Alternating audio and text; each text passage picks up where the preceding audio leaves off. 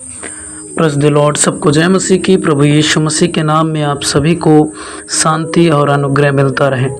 मेरे प्रियो, आज इस रात की प्रार्थना में हम कुछ वचन से सीखेंगे और इस प्रार्थना को हम ख़त्म करेंगे। जो परमेश्वर ने हमें ये वचन दिया है, इस वचन को हम जानकर और सीखकर देखेंगे कि परमेश्वर हमें वचन में क्या कहते हैं। तो दूसरा तीमुथियुस 1:7 का वचन है और जो कि इस प्रकार से हमें कुछ सिखाता है। पहली बात, मैं आपको एक चीज़ और बताना चाहता हूँ कि वचन जो सबसे इम्पोर्टेंट है एक मसीह जीवन में बढ़ने के लिए, ये हम और आप सभी जानते हैं। तो वचन को लेकर हर एक बात हमें रखना बहुत ही आवश्यक होता है। तो आइए हम वचन से देखते हैं।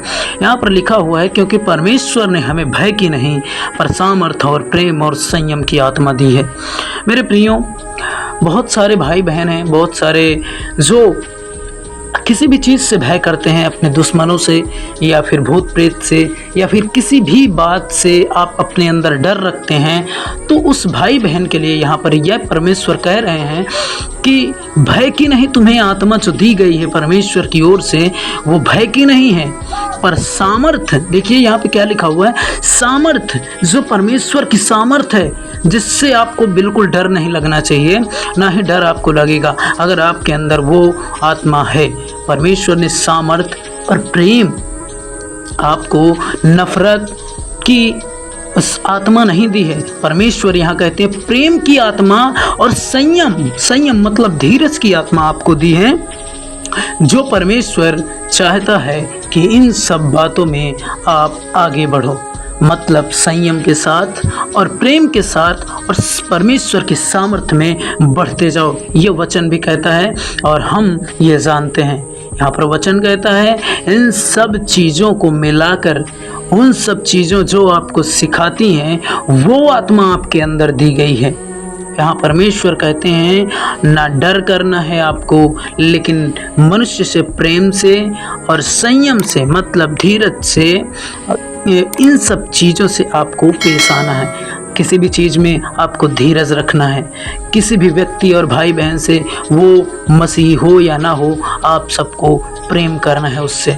और परमेश्वर की सामर्थ्य ये सोचो हर डर में कि ये सोचो परमेश्वर मेरे साथ है और परमेश्वर मेरे साथ साथ चलता है, मुझे क्या डरने की ज़रूरत है।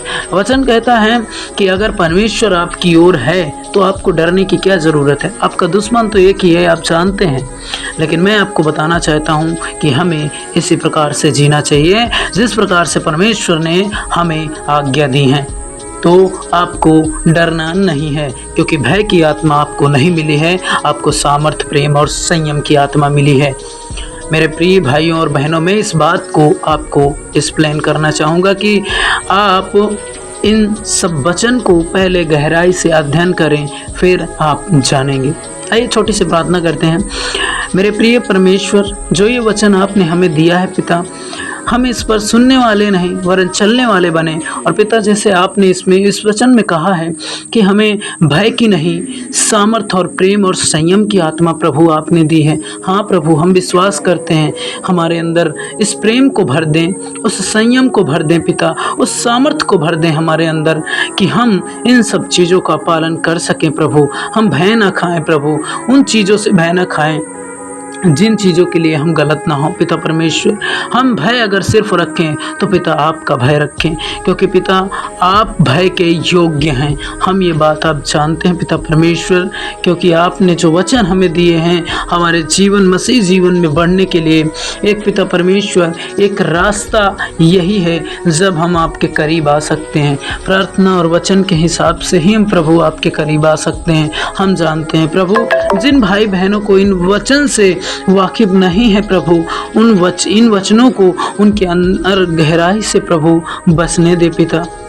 इन वचन की सच्चाई वो जाने, इन वचन पर वो चलें पिता परमेश्वर। हम भी चलें प्रभु, ऐसा हमको बना पिता, क्योंकि हम जानते हैं कि मार्ग और सत्य और जीवन आप ही हैं। आपके अलावा कोई परमेश्वर नहीं और कोई भगवान, कोई भी आपके अलावा उद्धार करता नहीं पिता परमेश्वर। हम जानते हैं प्रभु, हमारे रास्ते को आप, हमारे जीवन को आप ही चलाएं केवल, क्योंकि आप ही हमारे जीवन को बनाया है प्रभु। आपने हमें संवारा है पिता।